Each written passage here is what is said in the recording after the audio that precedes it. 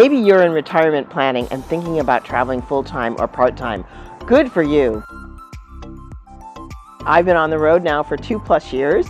I am living on my Social Security, a small investment account, and a retirement fund that I have not yet touched and haven't paid rent in 2 years. I launched my 2 years of solo nomad travel in 30 days, and I'm going to tell you why and how I did it. It doesn't work for everybody, but I think over-planning can also hold you back. I had 8 months in a new job. I had moved to a new city. I was just done. I gave my notice, and literally from that moment, in 30 days, I was out of there. The way I think and do is a little bit of leap and a net will appear. Carpe diem, have no regrets, and move on and learn from failure. Yes, I am going to fail. We are all going to fail. It's how we pick ourselves back up and what we learn from the experience. Maybe you're waiting for the right time and have just the right amount of money. Absolutely, there's a comfort level. But waiting too long at our age, when health becomes an issue or other things might crop up that we don't have control over, I decided that I wanted to do it while I still felt good and could travel and go almost anywhere that I wanted to be. And I'm doing this on Social Security, so if I can, you can too. I knew I wanted to clear my head and get my soul back. I wanted to follow the sun after too many years living in the Midwest and the winters. I did not want winter anymore. And I wanted to be on or near a large body of water, just realizing that my Pisces really required that. Sort of started a checklist. Can I live rent-free or cheap? Where could I do that? Well, Mexico. So a lot of people live there full-time, part-time, or spend long vacations there. So Mexico was a consideration. I had also been house sitting on and off for many years. So I knew that I could jump back into house sitting, which basically provided me with free overhead. Could I get out of my lease? So I had signed a 12-month lease. I had 4 months left. We negotiated a little bit, and I thought, okay, I really want to do this, so I'm going to pay the fee. And in the process of moving out, I found black mold, and that canceled my lease immediately. So all that money I thought I was going to have to pay them when I moved out suddenly disappeared. I looked at my assets. This list is not in order. You should probably look at your assets first. And what I had in the bank and my investment account and my retirement fund. I thought, well, that's 6 to 12 months easy. Longer if I'm frugal and careful and think about how and where I'm spending my money. So I was comfortable at that point, and you're probably doing the same thing. It's all about how you're going to travel, where you're going to live, and for me, it's about traveling well and traveling safely as a solo woman traveler. In 2021, I was 61 and knew that I could apply for Social Security at 62. This is a personal decision that everyone has to make on their own, but for me, it was the right one to make. I did the math and realized that taking that would give me income. So in May of 22, I received my first Social Security check. I also have a 2020 Tesla Y that I bought when I was working and I needed a car. And what was I going to do with that car? I have a dear friend in Las Vegas, and he agreed to take the car and either rent it out on Turo or use it himself and pay me for the use of that car. That more than covered my loan on the car as well as the insurance. And today I still have that car. I'm driving it around California now. As I said, about 6 to 12 months maybe I had. Well, it's been 2+ years and I'm still going strong. And I haven't touched my retirement fund yet.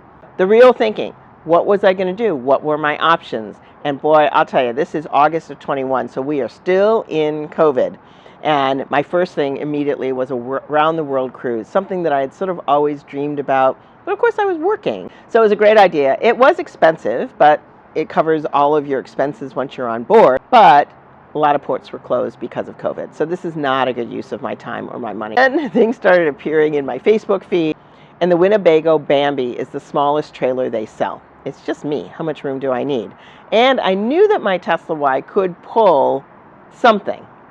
And then I'm driving around, I don't remember where, and I see a Bambi on a flatbed truck being delivered somewhere. I'm like, oh my gosh, this is a sign. I do a little more research. It's $55,000, plus, because you have to do add-ons and propane tanks and sway bars and lots of things. And then I call Tesla to find out that empty, the Bambi is over the weight limit that I can pull with my Tesla. And I would void my warranty. Okay, next on the list, round the world airline ticket. I had done this in Australia when I lived there. It was probably $10,000 to go around the world, and it was business class tickets and access to the lounges. So I looked at that. Well, that's another $12,000 to $15,000, but again, we're still in COVID, and a lot of borders were closed. Airports were closed. Getting in and out and around would not have been as easy as it was when I did it back in 2017. So that was off the list. And I could actually just live somewhere and vacation or take trips. And basically Vegas, Chicago, Washington, D.C., and Melbourne, I don't know, I just didn't feel like being settled. I didn't want to rent an apartment somewhere. So that went off the list. Again, there's a lot of conversation in California about Mexico because a lot of Californians go there to live part-time or full-time or take long vacations there. And I was like, well, that's an opportunity. Well, these cruise ships go down to Mexico pretty frequently out of many ports in California. And I thought, well, maybe living or staying down there a long time or a short time might be a good first step to my retirement.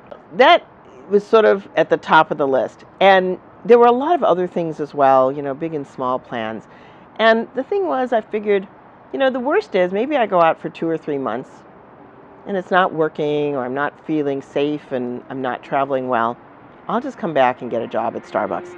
That was my fallback plan, and I was fine with that.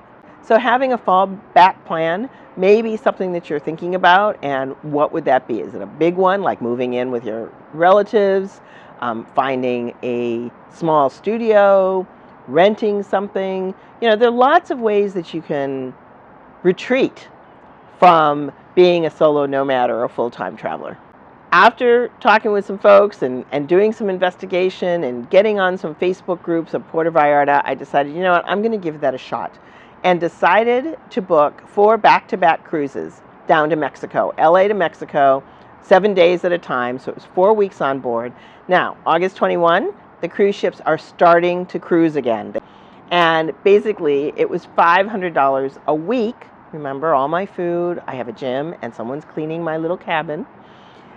All inclusive for $500 a week on a balcony going down to Mexico. And I was like, okay, I am in. It checks following the sun, it checks the body of water, it gives me relatively cheap accommodations, and I guess after living in an apartment in California, anything is cheap. And I got off the ship every Tuesday to look at Puerto Vallarta and to see apartments with a real estate agent. And you can see my video about that on my channel. So the other thing about this cruising in August of 21, no one was on board. The cruise lines were required to have passengers get a negative COVID test, and they had to have the most recent vaccine. People were pissed. Avid cruisers were not happy about this. So I ended up on a brand new ship with a capacity of 5,000 passengers, and we had 800 of us on board. So you basically had this huge cruise ship to yourself. It was really, really lovely. Those 4 weeks on the ship gave me the ability to really clear my head and think about what I wanted to do and where I was going to be. And I ended up finding a beautiful 2-bedroom, 2-bath apartment in Puerto Vallarta within my budget. Before I could do all that, I had to get rid of everything I had. Now, you can watch my video on minimalism for retirement and how I purged, but basically in 30 days, I sold, donated, or trashed everything I owned and left San Diego with 5 suitcases, which I thought was nothing. I'm now down to 2. What's the worst that you're going to do? Fail? Well, I have, and there's an entire video on that about how my travel went wrong. So I encourage you watch that next.